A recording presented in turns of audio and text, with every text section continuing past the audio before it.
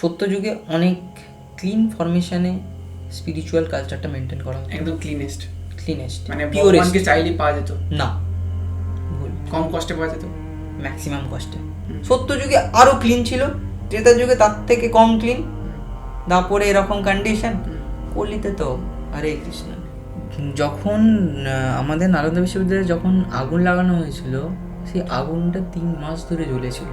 কতটা আমাদের কাছে কালচার ছিল, কতটা আমাদের কাছে বুক ছিল, কতটা আমাদের লাইব্রেরিটা কতটা বড় হলে 3 মাস ধরে জ্বলছে, সেই আগুনকে কোনোভাবে নেভানো যায়নি। তন্ত্রের মধ্যে আমি একটা কথা বলতে পারি, তন্ত্রকে কীরকমভাবে ভাবিস, মানে তন্ত্র কথাটা মাথায় এলে কি ফার্স্ট নেগেটিভ, মন্ত্রের এগেনস্টের তন্ত্র।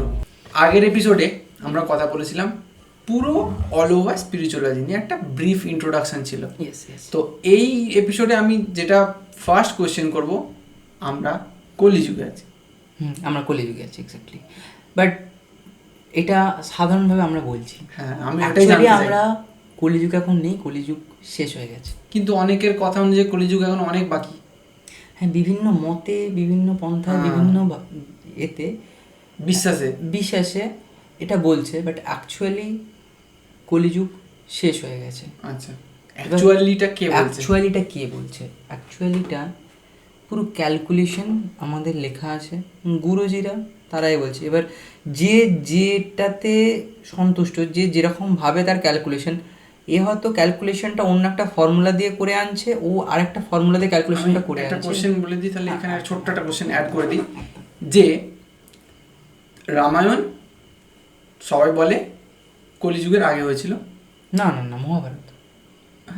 মহাভারত কলিযুগের আগে হয়েছিল। ওকে, তো মহাভারত কলিযুগের আগে হয়েছিল, রামায়ণ আরো আগে হয়েছিল। মহাভারতের আগে রামায়ণ। হ্যাঁ, তো আমি ওটা বলছি, দুটো বড় ইনসিডেন্টই কলিযুগের আগে হয়েছিল। আর মোস্ট প্রবাবলি কলিযুগের আগে মানে ওটা ওই ইনসিডেন্টটা টেক প্লেস করেছিল, যেটা অ্যাকচুয়াল এভিডেন্সেস আছে এখনো, আজ থেকে 6-8 হাজার বছর আগে আমি বলছি। আবার অনেকে এটা বলে যে রামায়ণ মহাভারত কত লক্ষ বছর আগে হয়েছিল, বা কতবার হয়েছিল, বা কতবার রিপিটেশনে হয়ে এসেছে, বা আবারও হবে। এটা কেউ কিন্তু এর একটা বহুত বড় জটিলতা আছে শুনেছি। এই জটিলতাকে যদি একটু ভেঙে দেওয়া যায়, একদম, মানে কেউ তো মনে হয় শিওর শট জানে না যে কতবার হয়েছে। এক্স্যাক্টলি, এটা আমরা কেউই সেরকম প্রপার বলতে পারি না। তো গুরুজিরা যেরকম ভাবে এক্সপ্লেন করে থাকে, তো আমি জাস্ট সেটা এক্সপ্লেন করছি যতটুকু আমি জেনেছি। তো সেটা হচ্ছে যে আমাদের কলিযুগ এখন শেষ হয়ে গেছে, আমরা কলিযুগ থেকে সত্যযুগে ট্রান্সফার হচ্ছি। তো আমাদের যেমন আজকে রাত্রি 12টা বেজে গেল, মানে কালকের দিন পড়ে গেল, ঠিক এইভাবে যুগটা চলে না। যুগের জন্য একটা যুগ চেঞ্জ হতে ব্রহ্মার 100 বছর সময় লাগবে। একটা ব্রহ্মা 100 বছর বাঁচে, তো ব্রহ্মা বিষ্ণু মহেশ্বরের ব্রহ্মা। ব্রহ্মা, ওকে, অনেকের কনফিউশন থাকতে পারে। ইয়েস, ব্রহ্মা 100 বছর। এবারে আমরা মানুষের সাথে কি তাই বলে 100 বছর কম্পেয়ার করবো? 100 বছর না, হয় না, এটা তো এক্স্যাক্টলি 100 বছর ব্রহ্মার সাথে আমরা 100 বছর ব্রহ্মার মানে আমাদের যদি হিসেব করা আগে, যদি আমরা নর্মালি ক্যালকুলেট করে দেখি যে কলিযুগে কত লক্ষ বছর কলিযুগটা চলে এসেছে, আমরা জানি 4,32,000 বছর কলিযুগের আয়ু। এটা কলিযুগের আয়ু, কিন্তু এই কলিযুগটা 5,000 ইয়ার্সে কনভার্ট হয়েছে, যার জন্য এত তাড়াতাড়ি কলিযুগটা শেষ হচ্ছে। বুঝলাম না একটু। কলিযুগ কম্প্রেসড হয়েছে। কলিযুগ যেরকম আমরা ফাইলসকে কম্প্রেস করি লাইক দ্যাট। এটার পিছনে অনেক বড় তত্ত্ব আছে, যেটা আরো ডেপ দরকার, সেটার জন্য আরো ক্লিয়ার হয়ে গেল। হ্যাঁ, তো সেটার জন্য এটা আমি জিনিসটা বলছি, ওটা আরো ডিপে যেতে হবে সেটার জন্য। তো আমি আগে ওভারভিউটা দিই। ওকে, তো 5,000 ইয়ার্সে এটা কনভার্ট হয়েছে, যে কারণে তো হিসেব অনুযায়ী এখন 5,000 ইয়ার কমপ্লিট হয়ে গেছে। তো নেক্সট আমরা সত্যযুগের দিকে এগিয়ে যাচ্ছি। সত্য মিন্স আবার সত্যযুগ, রিসাইকেল, একদম আবার সত্যযুগে আমরা ব্যাক করছি। তো সত্যযুগে আমরা যে এই যে টাইম পিরিয়ডটা আমাদের এখন স্টার্ট হয়ে গেছে, আমাদের চলছে। কলিযুগে যে অবতার আসবে শ্রীকৃষ্ণের, কল্কি অবতার, শেষে কৃষ্ণের 10টা অবতার আছে, তো 10টা অবতারের জন্ম হয়ে গেছে। যদি 10টা অবতার একটু বলে দিতে। 10টা অবতারের মধ্যে আমি পপুলার কয়েকটা বলছি যাতে কানেক্ট করতে পারে। যেমন আমরা সবাই জানি শ্রীকৃষ্ণ ত্রেতা যুগে, ইয়েস ত্রেতা যুগে স্বয়ং শ্রী রামচন্দ্র কৃষ্ণের অবতার, কৃষ্ণের অবতার নয়, নারায়ণ। আচ্ছা, ওকে, একদম ব্রহ্মা বিষ্ণু মহেশ্বর, বিষ্ণু ওখান থেকে ডাইরেক্ট, আচ্ছা, বিষ্ণু অবতার। আচ্ছা, নারায়ণ কি বিষ্ণুকে বলা হয়? এটা আমার বিভিন্ন অ্যাসপেক্ট আছে। নারায়ণ বিষ্ণু এরা একই ক্যারেক্টার বাট ভিন্ন রূপী। হ্যাঁ, মানে একটা জিনিসেরই বহুরূপী, মানে কি বলবো ব্যবহার, মানে এটা বিষ্ণুর একটা রিজন আর এটা আর একটা রিজন। তো আমরা যেভাবে ডাকি সেভাবে, তো দুজনের জিনিসটা একই, ম্যাটেরিয়ালটা একই, ডাকি আমরা বিভিন্ন নাম। ওকে, বুঝেছি, ঠিক আছে, এটা আমার আমার আমার তো যেটা আসি সেটা হচ্ছে যে আমাদের কলিযুগ, আমাদের 4টে যুগ, আমরা সত্যযুগ ফার্স্ট, সত্যযুগের পরে আসছে আমাদের ত্রেতা যুগ, যে সময় রামায়ণ হয়েছিল। তারপরে আসছে দাপর, মহাভারত হয়েছিল। আমরা মানে এক একটা ইনসিডেন্টের জন্য এক একটা যুগকে ভালোভাবে চিনি। কলিযুগ যেটা চলছে এবং শেষ হয়ে যাচ্ছে, এবং সেটা ধ্বংসলীলা, সেটা যেটা রসাতল। প্রত্যেকটা যুগ দেখ, প্রত্যেকটা যুগে ধ্বংসলীলা হবে, ধ্বংসলীলা ছাড়া কোনো জিনিস ডিস্ট্রয় না হলে কোনো জিনিস গড়া শুরু হয় না। এক্স্যাক্টলি। তো প্রত্যেকটা লাইফের ডিস্ট্রাকশন থাকতে হবে, তবে তার ক্রিয়েশন আছে। তো এটা ডিস্ট্রাকশন হবে। আজ থেকে কিভাবে একটা সময় ডাইনোসর ছিল, আজকে আছে নেই না। একটা সময় এই পৃথিবীর জিওলজিক্যাল ম্যাপই আলাদা ছিল। হ্যাঁ, ইন্ডিয়া ছিল। যখন আমরা আন্টার্কটিকা বা এতে, যখন আমাদের সায়েন্টিস্টরা যারা মানে যখন মাটি সয়েল টেস্ট করছে, সেখান থেকে যে ব্যাকটেরিয়া পাওয়া যাচ্ছে, সেখান থেকে যে জীবাশ্ম পাওয়া যাচ্ছে, বা সেখান থেকে যে উদ্ভিদ যে এগুলো পাওয়া যাচ্ছে, সেগুলো দেখা যাচ্ছে যে একটা অরণ্যের মধ্যে এই জিনিসপত্রগুলো হতে পারে। একটা এরকম ফ্রোজেন জায়গায় এই ফসিলসগুলো কিভাবে পাওয়া যাচ্ছে? তো ওটা এক সময় কিন্তু ছিল না, ওই জায়গায় বরফ ছিল না, সবটাই ডিফারেন্ট ছিল। এক্স্যাক্টলি, ওই জায়গাটা সম্পূর্ণ আলাদা ছিল।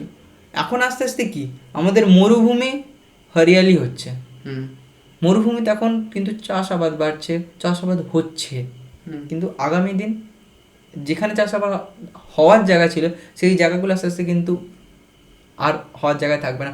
অ্যান্ড যেটা কলিযুগের শেষে বলা হচ্ছে, যে ম্যাক্সিমাম ক্ষেত্রে যেটা বলছে, যে কলিযুগে সব থেকে বড় ডিভাস্টেটিং সিচুয়েশন আসবে, যে ভারতে জল সংকট।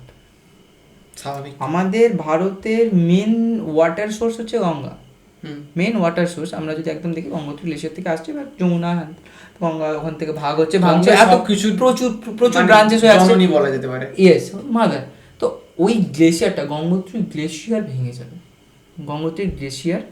যাবে বা সামথিং লাইক কিছু একটা হবে, যেটার কারণে জলটা আর থাকবে না। একটা সোর্স, সেখান থেকে একটু একটু করে জল আসে, সেই সোর্সটা যদি পুরো ডাইলিউট হয়ে যায়, এক ধাক্কায় জল বেরিয়ে যাবে, তাহলে কি হবে? আমাদের ওয়াটার সি লেভেল বাড়বে। আমি শুধু গঙ্গার কথা বলছি না, এটা বিভিন্ন জায়গায় আমরা যদি আন্টার্কটিকা গ্লেশিয়ার গলছে, সেটার জন্য ওয়াটার এখন গরম হচ্ছে, তো এই যে গলছে, তো ফলে জলের ওয়াটার লেভেল বাড়ছে। ওকে, তো গঙ্গার যে শুদ্ধ জল, সেটা চলে যাচ্ছে কোথায়? সমুদ্রে। সেই জলটা কি আর খাবার কন্ডিশনে থাকবে? না, নোনা হয়ে যাচ্ছে। ওই গ্লেশিয়ার গলবার কারণে অনেক ব্যাকটেরিয়া, যে ব্যাকটেরিয়াটা ভেতরে আটকে পড়েছিল, সেই পুরনো ব্যাকটেরিয়া, যেটা লাইক বিভিন্ন রোগ আনতে পারে, বিভিন্ন রোগ, যেটার আজ থেকে হয়তো কোটি কোটি বছর আগে ওই একটা ভাইরাস এক্সিস্ট করতো, ডাইনোসর হয়তো ওটাকে রোধ করতে জানতো, আমরা পারবো না। আন্টার্কটিকাতে তো অনেক কিছু সোর্সেস পাওয়া যাচ্ছে, বিভিন্ন জিনিস, এই লাইক করোনা, এর আমরা এখন আমাদের প্রপার প্রতিষেধক বের করতে পারিনি। আমরা বহুত জিনিস ছিল যেটা আমরা আজ থেকে বহু বছর আগে অনেক রোগ ছিল, যেগুলোর আমরা প্রতিষেধক বের করতে পারিনি, আর আজকে আমরা সেটা বের করতে পারছি। কিন্তু সেই সময়ের জন্য আমাদেরকে কিন্তু অনেক সাফার করতে হয়েছে। তো আমি পয়েন্টে আসি, সেটা হচ্ছে যে পৃথিবীর সার্কেলটা যেভাবে চেঞ্জ হতে চলেছে, পুরো ক্লাইমেট চেঞ্জ ভয়ঙ্করভাবে আমাদের যেটা যা হচ্ছে, কিন্তু মানুষের জন্যেই হচ্ছে, আর মানুষের ভালোর জন্যেই হচ্ছে। আজকে পৃথিবীটা যে জায়গায় যাচ্ছে, আজকে দিল্লিতে বলা হচ্ছে একটা ওয়েদার রিপোর্ট এমন জায়গায় চলে যাচ্ছে উইন্টার টাইমে বা ওই কালী পুজো ওই সব টাইমে দিল্লিতে এত পলিউশন, বলা হচ্ছে যে একদিনে 10টা সিগারেট খাওয়ার সমান। সিগারেট খাওয়া যতটা ক্ষতিকর, সেখানে একটা বাচ্চা ইনহেল করলে সেই ততটা পরিমাণ ক্ষতিগ্রস্ত সে হচ্ছে সে 10টা সিগারেট না খেয়েও। এত পরিমাণ অ্যাটমসফিয়ারে প্রবলেমেটিক জিনিস আমরা মানুষরাই করেছি। আগে কি ছিল যে অগ্নুৎপাত হয়েছে, সেটার জন্য পলিউশন, সেটার জন্য কার্বন ডাই অক্সাইডের লেয়ারটা যেটা তোমার ওখানে পুরো একদম ঘিরে যাওয়ার কারণে টেম্পারেচার বৃদ্ধি পেয়েছে। আর এখন তো ওই লাভা আগ্নেয়গিরির ওইগুলো তো অনেক কমেছে। এখন মানুষ সেটার জন্য দায়িত্ব নিয়ে নিয়েছে, কলকারখানা করে তুলে দিয়ে সেখান থেকে কার্বন ডাই অক্সাইডে যে করছে। তো সেটার জন্য আমাদের এখানে হিট, কার্বন ডাই অক্সাইড কি করে হিটকে রেজিস্ট করে না, আরো গরম করে দেয় জিনিসটা। তো মানে যেটাকে বলা যায় যে গুমড়ে দেওয়া ওয়েদারটাকে। হ্যাঁ, গুমড়ে দেওয়া বলতে পারি, আমরা বলতে পারি যে এটাকে গুমড়ে দেওয়া। তো যাই হোক, আমাদের সত্য যুগে আমরা বিভিন্ন যুগে বিভিন্ন রকম স্টোরি শুনে এসেছি, বিভিন্ন ওই রামায়ণ মহাভারতে যেরকম ছিল, হ্যাঁ শুনে এসেছি, কিন্তু আমরা কি সত্য যুগের কোনো কাহিনী শুনেছি? না। সত্য যুগটা তাহলে কিভাবে শেষ হলো? সত্য যুগ শুরু হলো কি করে, কি গেল মাঝখানটা, কিছুই তো জানি না। আচ্ছা, ওই সময়টাতে কি সিন্ধু সভ্যতা গড়ে উঠেছিল? সত্য যুগে সিন্ধু সভ্যতা, অ্যাকচুয়ালি সিন্ধু সভ্যতা, সিন্ধু যে জায়গাটা, প্লেসটা, ওটা কোথায় এক্স্যাক্টলি ছিল সেটা ইন্ডিয়া পাকিস্তান নেই। ইন্ডিয়া পাকিস্তান তখন ছিল না, মানে অ্যাকচুয়ালি পাকিস্তান তো ইন্ডিয়ারই পার্ট। ইন্ডিয়াতে ছিল। এটা সত্য যুগে, বা তুই যদি ত্রেতা যুগে গিয়ে তুই শ্রীলঙ্কার ডাইরেকশন খোঁজ, বা তুই যেরকমভাবে বর্ণনা করা হয়েছে এক্স্যাক্টলি, মানে একটা কনফিউশন রয়েছে যে শ্রীলঙ্কা, আমরা ওই চেনটা দেখতে পাই বলে হ্যাঁ শ্রীলঙ্কা, ওখানে আরও অনেক দ্বীপ ছিল, আরও অনেক কিছু ছিল, সেসব কিছু নেই, ডুবে গেছে। ওয়াটার সি লেভেল বেড়েছে। তারপরে আমাদের গ্রাউন্ডে আর্থকোয়েকের ফলে আমাদের সারফেস কিন্তু এদিকের জিনিস এদিকে চলে গেছে, ডিভাইড হয়ে গেছে, এবং এখনও বহুত জায়গায় দেখবি যে ফাটল সৃষ্টি হয়ে একটাই দেশ, সেটা এখন দুটো দেশে বিভক্ত হচ্ছে, মাঝখানে জল চলে এসে। এখন তুই দেখবি হচ্ছে তো, এটা তুই লক্ষ্য করে দেখবি, গুগল সার্চ করে দেখে নিস। হ্যাঁ, এই মুহূর্তে আমার জায়গাটার নাম মনে পড়ছে না, বাট এটা কারেন্টলি এটা চলছে। আর একটা জিনিস যেটা সিন্ধু সভ্যতার সময় একটা শহর ছিল যেটাকে দ্বারকা বলা হতো, যেটা ধরা হয় গুজরাটে, দ্বারকা। হ্যাঁ, গুজরাট পাকিস্তান, মানে গুজরাট পাকিস্তান ওই জায়গাটা করে ওই এরিয়াটাতে ছিল, ওটা জলের তলায় চলে যায়। ওটাও তো সিন্ধু সভ্যতার সময়ই মনে হয়, বলা হয় যে 10 কিলোমিটারের কাছাকাছি ডিস্টেন্স, একদম তট থেকে, যেখানে দ্বারকাধীশ মন্দির। তো ওইখানটা থেকে কি আমরা বলতে পারি না যে ওই এরিয়াটাতেই কোনো না সময় সিন্ধু নদীর তীরে সিন্ধু সভ্যতা গড়ে উঠেছিল, সেটাই ছিল সত্যযুগ? না, কখনোই না। ওকে, তাহলে ওই সত্য যুগে যেরকম ডেসক্রিপশন আছে, অনেক জিনিস আমরা খুঁজেই পাই না, মিলই পাই না।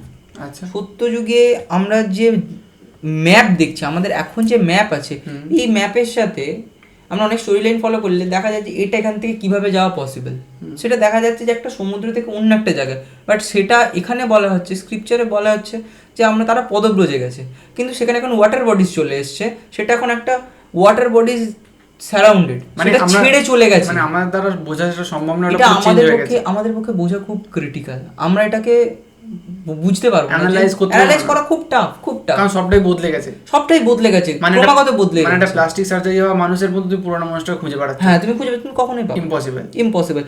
রামায়ণের সময় যে পাহাড়ের নাম তো মানলাম, আমি বলছি প্লেসের নাম, বহুত প্লেস আছে যে প্লেসগুলোর নাম আমরা এখন যদি বলি এক্সাক্ট ডটেড সেই নাম আমরা পাওয়া যায় না।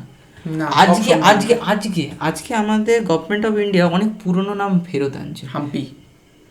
হাম্পি থেকে শুরু করে ইউপিতে অনেক স্টেটের নাম চেঞ্জ, অনেক যে মানে জেলার নাম চেঞ্জ করছে, এগুলো করবার পিছনে একটা নাম চেঞ্জ করাতে কি আছে, কি এসে যায় না? নাম চেঞ্জ, একটা নামের জন্য তুই একটা ঐতিহ্যের সাথে লিঙ্ক করতে পারছিস, নিজেদের হিস্ট্রির সাথে কানেক্ট করতে পারছিস, আর সেখানে একটা নাম চেঞ্জ করে দেওয়ার ফলে তুই তোর হিস্ট্রির সাথে, তুই তোর যেটা ঘটে যাওয়া ঘটনা, তোর ফ্যামিলি ঘটনা, তুই তাকেই চিনতে পারছিস না, একটা নাম পরিবর্তন করে দিয়েছে যে কারণে। তো সেটাকে এখন গভর্নমেন্ট চেষ্টা করছে যে সেই পুরোনো নামটাকে আবার প্রদান করা। বেসিক্যালি গভর্নমেন্ট চাইছে যে ইন্ডিয়ার কালচারটাকে আবার exactly that's a good thing.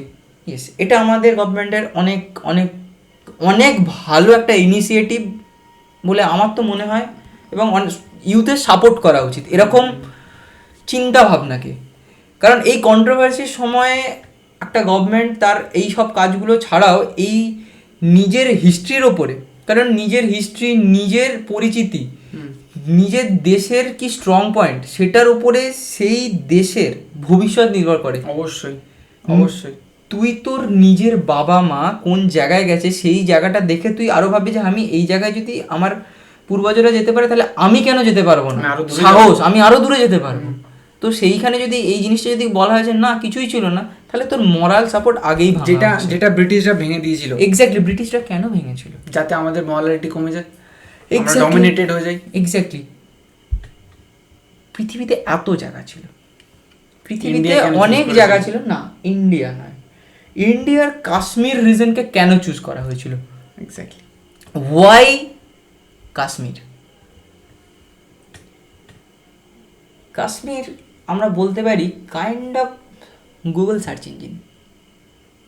Kashmir সব উত্তর আছে, কাশ্মীরে সব উত্তর আছে, এটা আমিও শুনেছি। কেন আমি জানি? কাশ্মীরে সব উত্তর আছে কেন এটা তুই জানিস না? দেখ, সিম্পল ভাষায়, ওটা একটা ইউনিভার্সিটি। পৃথিবীর সবাই ওই ইউনিভার্সিটিতে পড়বার জন্য আসতো, কিন্তু সবাই ওখানে যেতে পারতো না। তুই কি অক্সফোর্ড ইউনিভার্সিটিতে কি, নালন্দা বললে নালন্দা আজকে ধ্বংসাবশেষ, তুই নালন্দাকে নিয়ে বললে একটা এই মুহূর্তে কানেক্ট করতে পারবে না, মানে হয় না। হ্যাঁ এক্স্যাক্টলি। তুই যদি বলিস একটা আমি অক্সফোর্ড ইউনিভার্সিটি, ওকে অক্সফোর্ড ইউনিভার্সিটি, হ্যাঁ ওখানে যাওয়ার জন্য এই এই স্কিল দরকার, এই এই জিনিস দরকার, এই যে জিনিসগুলো তার মাথাতে এগুলো আসবে। তুই যদি এখন নালন্দা বলিস মাথায় আসবে না। তখনকার সময় বিভিন্ন জায়গায় এক্সাম হতো, বিভিন্ন এই কি বলবো নলেজ হেরিটেজ, মানে আমরা এখন হেরিটেজ বলি, ওটা নলেজ সেন্টার ছিল বিভিন্ন জায়গায়। এই যে মন্দিরগুলো, বা আমরা এখন মন্দির বলি, বা অনেক জায়গায় এই যে সেন্টার, এখানে পড়াশোনাকে সেই জায়গায় নিয়ে যাওয়া হতো, সেই গুণগত জায়গায় নিয়ে যাওয়া হতো, তারপর সেখানে তার টেস্ট হতো, এবং সে যখন নিজে আলাদা এনার্জিকে ক্যাচ করতে পারে, তখন তো গুগল ছিল না, তাহলে কিভাবে একটা মানুষ আরেকটা জায়গায় যাচ্ছে, তার সাথে টেলিপ্যাথি কানেকশন এত স্ট্রং কিভাবে? জাস্ট লাইক আমাদের যেটা সাধু প্রশান্ত এদেরকে দেখে আমরা যেটা বুঝতে পারি, বা যে জিনিসভাবে বর্ণনা করা আছে বিভিন্ন, তুই যদি স্টোরি যদি পড়িস, তখন তুই এদের লাইফ হিস্ট্রিতে যখন দেখবি যে একজন আরেকজনের কাছে যাচ্ছে, সে জানে, অ্যান্ড সে তাকে টেক অফ করতে এসেছে, তাকে নিতে এসেছে। তো সে কিভাবে জানলো? সে তো ফোন করে, তার সাথে প্রথম দেখা হচ্ছে, ওটাই যে ওই ক্যারেক্টার, সে জানলো কি করে? কল ছিল না। How can it be possible? Hard, অনেক হার্ড, অনেক হার্ড। তো এটা একমাত্র পসিবল তখনই হতে পারে যদি একটা হিউম্যান নিজেকে ডিভাইস হিসাবে ইউটিলাইজ করে, and something superior is there, like সেই ওয়েব। ইয়েস, একটা ওয়েব, যেটার সাথে ওয়েবটা বুঝতে পারলে না, সে আমাদের ফার্স্ট পার্টটা দেখে স্পিরিচুয়ালজি পডকাস্টের, যেটা এটা সেকেন্ড পার্ট বা সেকেন্ড সিকুয়েল দেখে এসো, তারপর এটা না, আচ্ছা এটা শুনে নাও, শুনে দেখবে। চলো, ওয়েবটা যেন ডিসক্রাইব করা আছে। চলো, এক্স্যাক্টলি। তো আমরা ওই ওয়েবটা সেটার সাথে কানেক্ট করতে চাই, লাইক জাস্ট লাইক ইন্টারনেট। আমরা টাইপ করছি আমাদের প্রশ্ন, আমার কাছে একজন আসছে, আমি ইনপুট পাচ্ছি। আমরা যদি ধরি just like Facebook, just chatting, ফেসবুকে চ্যাট করছি, ঠিক লাইক দ্যাট। এখানে সোর্স এতজন আছে, আমি ফ্রেন্ড রিকোয়েস্ট পাঠালাম, হ্যাঁ আমার মনে হলো যে হ্যাঁ একে আমি একটু ফ্রেন্ড রিকোয়েস্টটা পাঠাই, মানে ওখানে সে ভাবলো যে না আমার এ যদি শিষ্য হয় বুঝে যাবে, ভালো হবে, আমি এর সঙ্গে ক্যারি ফরওয়ার্ড করতে পারবো নলেজ শেয়ারটা। তো তাকে সে কল করলো, সে কিন্তু তার কলে চলে এলো ফ্রেন্ড রিকোয়েস্ট অ্যাকসেপ্ট করলো, করে তার সঙ্গে পন্থে এগিয়ে চললো। ঠিক এই জিনিসটা, হ্যাঁ কতটা ক্রিটিক্যাল জিনিসটা, কতটা ক্রিটিক্যাল, ঠিক তখন এইভাবে জিনিসপত্রগুলো হয়েছে। এবারে এটা সত্যযুগে, এটা সত্যযুগ, তারও আগে যত সত্যযুগ, এটা অলরেডি একটা সত্যযুগ গেছে, এরকম কত যে সত্যযুগ গেছে, কত যে কলিযুগ গেছে, রিসেন্ট। তুই সত্যযুগ বল, ত্রেতা বল, দাপর বল, কলি বল, তুই যেখানে আয়, তুই কলিতে আয়, সত্যতে নয়। কলিতে আয়, সত্যতে নয়। কারণ সত্যযুগ, ত্রেতাযুগ, দাপর যুগে কি হয়েছে, এত ভাস্ট স্টোরি, সেটা কভার করা সম্ভবপরই নয়। ম্যাক্সিমাম কোনো জায়গায় স্ক্রিপচারে এত কিছু ভাস্ট লেখাই নেই, সেটা কত বিংশ শতাব্দী আগে, কত শতাব্দী আগের জিনিস স্বাভাবিক। পড়তে পড়তে মাথা খারাপ হয়ে আচ্ছা, যায়। এবার আমি কলিযুগে আসি। একটুখানি, না একটু একটা মিনিট। হ্যাঁ, আমি সত্যযুগে গেলাম, এর পরের যুগটা নিয়ে একটুখানি যদি ডিসক্রাইব করা যায়, সেই যুগে কি হতো, জাস্ট ছোট্ট 2 মিনিটের ডিসক্রিপশন।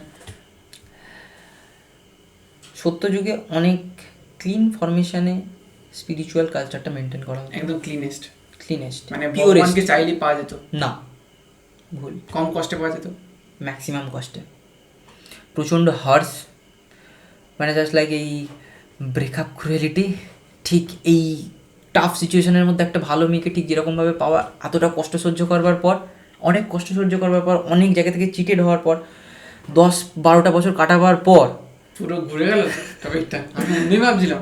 10-12 বছর কাটাবার পর একটা ভালো মেয়ে যখন পায়, ঠিক যেরকম ফিল, ঠিক লাইক দ্যাট, তার থেকে আরও 10,000 টাইম টাফেস্ট ভাবে, বুঝে গেছে সবাই, 10,000 টাইম I guess টাফেস্ট সবাই ভাবে। বুঝে গেছে। এর পরের যুগে এর পরের যুগে 10,000টা ওই যে অতটা টাফ ছিল, সেখান থেকে একটু একটুখানি কমলো, আচ্ছা প্রেশারটা কমলো, আচ্ছা। কিন্তু পন্থাটা সেম রইলো, আচার সব কিছু সেম। ওই জন্যই রামচন্দ্রকে চোখ দান করতে হয়েছিল দুর্গার জন্য, দুর্গাকে প্রসন্ন করার জন্য, সেই পদ্মফুল যখন পাওয়া যায়নি, মানে ওই রকম স্যাক্রিফাইস করতে হতো ওই লেভেলে। সেই সময়ে অশ্বমেধ যজ্ঞ, তো আজকে অশ্বমেধ যজ্ঞ ব্যান, কারণ এই পরিস্থিতিতে করা সম্ভবপর নয়।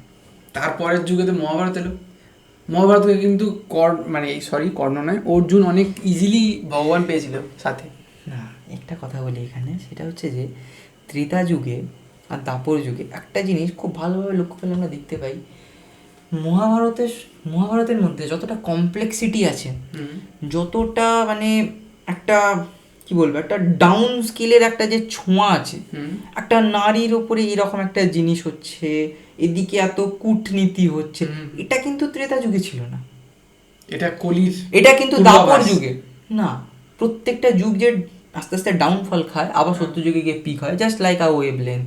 সত্যযুগ, কলি একদম তলায়, আবার আস্তে আস্তে এখান থেকে সত্যতে উঠছে। আচ্ছা, ঠিক আছে, জাস্ট লাইক দ্যাট।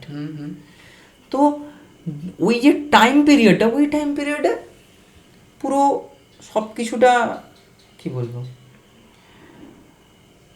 কলির দিকে এগিয়ে যাচ্ছিল না কলির দিকে নয়, মানে দাপর আর ত্রেতার টাইমে এখানে কমপ্লেক্সিটি বেড়ে যাচ্ছে, আর তার আগেরটা এতটা কমপ্লেক্সিটি নেই, তখন অনেকটা স্বচ্ছ ভদ্র। তুই দেখ রামায়ণে এত মানে কি বলবো, আমরা নোংরামি নয়, আমি বলতে পারি যে একটা মানে কূটনীতি, প্যাঁচ, এত ঝামেলা ঝাঁটি এতটা কিন্তু নেই, ওখানেও আছে কিন্তু অতটা নয়। সত্যযুগে আরও ক্লিন ছিল, ত্রেতার যুগে তার থেকে কম ক্লিন, দাপরে এরকম কন্ডিশন, কলিতে তো হরে কৃষ্ণ, ছেড়েই দাও, পুরো কমপ্লেক্সিটির চাকা ঘুরবে, যুগের চাকা ঘুরবে, আবার কিছু পরিবর্তন হবে। এক্স্যাক্টলি, আবার পরিবর্তন হবে। আচ্ছা, এবার আমি একটা জিনিস, কলিতে আসি। হ্যাঁ কলিতে আসি, কিন্তু একটা কথা, অবশ্যই একটা কথা বলি, সেটা হচ্ছে যে ভারতের আজকে কারেন্টলি এই অবস্থা কেন? এই অবস্থা মিন্স কারেন্টলি আমরা আজকে ভারতে আজ থেকে অনেক বছর আগে, তখন ভারত হচ্ছে এতটাই রিচ ছিল, ভারতে সবাই পড়তে আসতো, পড়াশোনা করবার জন্য ভারতে আসতো, গোটা পৃথিবী থেকে। এক্স্যাক্টলি। আর আজকে ভারত থেকে আমেরিকাতে গেলে আমার ছেলে অনেক বড় হবে, একদম। কিভাবে এটা পুরো কনভার্ট হলো? কারণ আমাদের এখান থেকে জিনিসপত্র তুলে নিয়ে চলে যাওয়া উচিত না, আমাদেরকে ভুল প্রমাণ করে দেওয়া হয়েছে, মানে আমরা ভুল দেখানো হয়েছিল ওয়ার্ল্ডের সামনে, আমাদের কালচারটা ছোট দেখানো হয়েছিল জোর করে। না, তাহলে পার্সিয়ালি কারেক্ট, আচ্ছা, বাট কমপ্লিটলি নয়। আচ্ছা, শুনতে চাই, সবাই শুনতে চায়। এক্স্যাক্টলি, নলেজ ক্যাপিটালে যার রাজ, তার রাজ হবে গোটা পৃথিবীতে। এক্স্যাক্টলি, নলেজ যার হাতে, সে গোটা পৃথিবীতে রাজ করবে। আজকে আমেরিকা এতটা এগিয়ে, জাস্ট রিজন টেকনোলজি ওর কাছে হাই, টেকনোলজি মিন্স নলেজ যার কাছে হাই, একদম। আর আজকে টেকনোলজির দিক থেকে বল, মেডিকেলের দিক থেকে বল, যাই বলিস না কেন, তুই একবার আমেরিকাতে চোখটা খুলে দেখ, ম্যাক্সিমাম ওখানে ইন্ডিয়ান, যারা ওই টপ পজিশন, ইয়েস, সিইও থেকে শুরু করে তুই সায়েন্টিস্ট দেখ, তুই ডক্টর দেখ, ম্যাক্সিমাম তুই পাবে ইন্ডিয়ান ব্রেন। এটা জেনেটিক্স, ইয়েস জেনেটিক্স, এটাকে তুই অস্বীকার কেউ করতে পারবে না, সবার কাছে এটার কাছে তো ডাউন হতেই হবে সবাই। এক্স্যাক্টলি। এবারে আমি আসি ঠিক ওই সময়, তখন মুসলিম একটা রাজা প্রচণ্ড ক্রুয়েল ছিল, যে কাশ্মীর ভ্যালির উপরে যে অ্যাটাকটা করে কাশ্মীরকে ভারতের ইন্টিগ্রাল পার্ট থেকে আলাদা করবার যে ছক কষা হয়েছিল, সেটা এই পাকিস্তান বা এদিকে জেহাদ বা এরা যেটা করেছে, এরা তো অনেক কম, কাশ্মীর ফাইলসে অনেক কম দেখানো হয়েছে। কাশ্মীর ফাইলস যারা দেখেছে তারা কানে বুঝতে পারবে, বাট এর থেকেও ভয়ঙ্কর ক্রুয়েল জিনিসপত্র করা হয়েছে। যেটা শিবের যে গুহা ছিল সেই জায়গার নাম, যেখানে মুনি ঋষিরা বসে তপ করে যে জায়গাটাকে ঊর্জা প্রদান করে দিয়েছে, এত নলেজে। What is ঊর্জা? সহজ ভাষায় পজিটিভ ভাইব। ওকে চলো কন্টিনিউ, বুঝে গেছি। আমার কনফিউশন ছিল ছোট, ওই জন্য অনেকে থাকতে পারে। এক্স্যাক্টলি। তো ওই ফার্স্ট জায়গায় ওখানটাকে আগে অ্যাটাক করে আমাদের যে কালচার, তুই একটা ঘরে একটা সুন্দরভাবে সব কিছু ডেকোরেট করছিস, সেই জিনিসটাকে ফার্স্ট ভাঙবার পর তুই যেটাকে ক্রিয়েট করেছিস, তো একটা আর্ট ফর্মকে ক্রিয়েট করেছিস, সেই আর্টটাকে ভেঙে দিচ্ছে, চূর্ণ বিচূর্ণ করছে, কারণ সে সেই আর্টটার ভ্যালু বুঝতে পারছে না, বা হয়তো ঘুরিয়ে দেখা না আর্টটার ভ্যালু বুঝতে পারছে না, কারণ সে চাইলে সেটাকে চুরি করে নিতে পারতো। আচ্ছা, ডিস্ট্রয় করে দিয়েছে। সে ডিস্ট্রয় কেন করবে? সে তো চুরি করতে পারতো। ব্রিটিশরা কি করেছে? চুরি করেছিল, ডিস্ট্রয় করেনি, ওরা চুরি করেছে। তার আগে ওরা কিন্তু ডিস্ট্রয় করেছে, তার কারণ তারা এটার ভ্যালু বুঝতে পারেনি, তারা এইটুখানি আঁচ করতে পারছিল যে এটা দিয়ে সামথিং কিছু একটা করা যায় যেটা অনেকটা হায়ার, মানে বাট সেটার কি কাজ, কিভাবে যে ওটা এক্সিকিউট হচ্ছে তার কোনো আন্দাজ ছিল না। মানে এক কথা যদি আমি বলি যে ব্রিটিশরা আমাদেরকে 200 বছর রুল করেছে, এটা কিন্তু মেন কথা নয়, অ্যাকচুয়ালি আমরা অনেক আগে থেকেই আমরা রুল 200 বছর কোথায় হয়েছি, এটা তো মানে সব থেকে বড় ভুল পড়ানো হচ্ছে ইন্ডিয়ানকে। মানে আমি আশা করছি যে গভর্নমেন্টের এটা সব থেকে প্রথম মানুষের মাথায় ঢোকানো উচিত যে আমরা 600 বছরের অ্যাবাভ আমরা কি বলবো পরাধীন ছিলাম। কারণ ভারতে ব্রিটিশের আগে কারা ছিল, কারা আমাদের উপর শাসন করেছে? মুঘল কারা? মুঘল কি আমাদের এখানকার? না, সবাই বাইরে থেকে আসা, ক্যাপচার করা। এবং সেখান থেকে যখন দেখা যাচ্ছে আমাদের মোরালেস চলে যাচ্ছে 600 to 700 ইয়ার্সের কাছাকাছি, আমরা পরাধীন থেকে যে 700 ইয়ার্স, মোর দ্যান দ্যাট। এবং আমাদের ইতিহাসকে তারা ধ্বংস করে দিয়ে গেছে, কারণ ব্রিটিশরা এসে চুরি করেছে করে তারা কি করেছে, ইংলিশে ট্রান্সলেট করেছে, জিনিসটাকে বোঝবার চেষ্টা করেছে, আমাদের ল্যাঙ্গুয়েজ শিখে আমাদেরকে ফার্স্ট তো হিন্দু মুসলিমে ভাগ করে দিয়ে জিনিসটাকে প্রবলেম একটা জায়গায় অ্যারাইজ করিয়ে দিয়েছে। ওটা তো একটা সুন্দর পন্থা, ডিভাইড করে দিল, রুল করে নিল, সেটাও আমি মানলাম। কিন্তু ওরা কি করলো, আমাদের রিচনেস যে নলেজ সেটাকে ওরা নিয়ে চলে গেল, গিয়ে ওটা যখন মানে ওরা সবসময় রিপ্রেজেন্ট করতে চাইতো কি ওরা যেটা বলছে সেটা ঠিক। কখন ঠিক? যখন ওটা ইংলিশে বলছে, আমরা সেটাকে বাংলায় বলছি হ্যাঁ এই কথাটা কত আমরা কোনো একটা বাংলায় যদি একটা কোনো কোটেশন পড়ি, ঠিক আছে, একটা ইংলিশে একটা কোটেশন বিশাল বড় একটা কিছু বলে ফেললো। আচ্ছা, একটু ইন্টারাপ্ট হয়ে গেছিলো, সরি। তো যেখানে ছিলাম আমরা, যে ব্রিটিশরা আর মুঘলসরা আমাদেরকে ডিভাইড অ্যান্ড রুল করে, না অ্যাকচুয়ালি ব্রিটিশরা ডিভাইড অ্যান্ড রুল করেছে, আর মুঘলসরা ডিভাইড অ্যান্ড রুল না, ওরা আমাদের কালচারটাকে ডিস্ট্রয় করেছিল বেসিক্যালি, মানে ফরেনার হিসাবে এসে ডিস্ট্রয় করেছিল। তো ওখানে ছিলাম আমরা। কন্টিনিউ। বলছে যে যখন আমাদের নালন্দা বিশ্ববিদ্যালয়ে যখন আগুন লাগানো হয়েছিল, সেই আগুনটা 3 মাস ধরে জ্বলেছিল। কতটা আমাদের কাছে কালচার ছিল, কতটা আমাদের কাছে বুক ছিল, কতটা আমাদের লাইব্রেরিটা কতটা বড় হলে 3 মাস ধরে জ্বলছে, সেই আগুনকে কোনোভাবে নেভানো যায়নি। এটা কত খারাপ জিনিস। ইয়েস, আমরা কতটা পরিমাণ অ্যাডভান্স ছিলাম, আমাদেরকে 100 বছর পিছনে ফেলে দেওয়ার জন্য একটাই মাত্র অস্ত্র ছিল, এক হচ্ছে আমাদের কালচারকে ধ্বংস করো। কালচার ধ্বংস করলে সে তার নিজস্বতা হারিয়ে ফেলবে। একটা মানুষের তার ব্যাকগ্রাউন্ডকে নষ্ট করে দিলে তুই যদি আজকে না জেনেছে তোর বাবা মা কে, দেন তুই অনাথ হয়ে গেলি, তোর পেহচান হয়ে গেলো তুই অনাথ। আমরা ভারতীয়রা আমাদেরকে অনাথ করে দেওয়া হয়েছে। কিছু গ্রন্থ তো রয়ে গেছে, সেটার জন্য তো আমরা তো তবু এগিয়ে যেতে পেরেছি। কিছু গ্রন্থ রয়ে গেছে বলে আমরা এগিয়ে যেতে পেরেছি, নইলে আমরা আরো পিছন দিকে যেতাম। আমাদের হাল হয়তো শ্রীলঙ্কার মতো হতো। হ্যাঁ, আমরা এটা বলতে পারি। শ্রীলঙ্কার তো হাল হয়েছে দোষে হয়েছে, অনেক ভুল না, স্ট্র্যাটেজিক্যাল কারণে। আমরা আমাদের কাছে যদি বেসিক্যালি আমাদের যে গ্রন্থগুলো এখন আছে সেগুলো যদি না থাকতো আমাদের হালটা ওখানেই থাকতো, আমরা অনেক পিছিয়ে থাকতাম।